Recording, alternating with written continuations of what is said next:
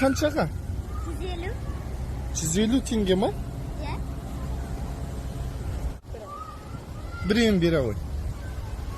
Сен өзің істейсің ма пирожкиді? Менің әпшем істеп береді. Сенің әпшең істеп береді. Ал сен сатасың, иә?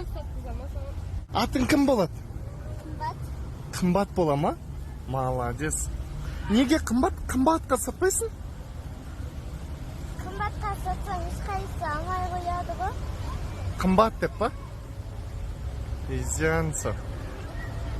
Сенен ешкім ақша алып қоймай ма? Беріп қойсам? Менден ешкім алмайды, мен мамам дәрісіне ақша жинап жүр. Мамаң ауыра ма? Иә. Дәрі қанша тұрады? Маған айтқан жоқ.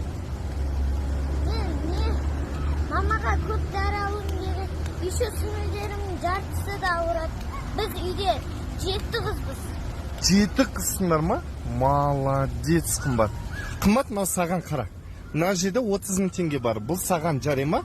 Ешкімге бермеймін, ақма? Жарай ма?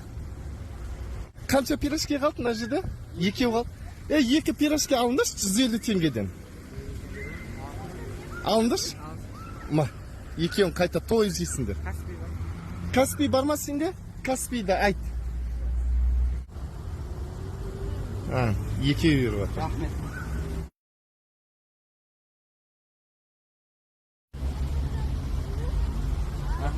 Ей жанса. Рахмет жігіттер. Жақсы, аман болыңдар, той болыңдар, ас болсын. Көрдің ба? Пирожкиді сатып бердің ба? Әкеміз қайтыс болған. Үйде біз маманы қосқанда 8 боламыз. 8 адамсыңдар ма үйде? Молодец, қымбат. Қымбат, саған көп Алла разы болсын. Рахмет. Мамаңа сәлем айт, жарай ма? Жақсы, давай, пока. Пока.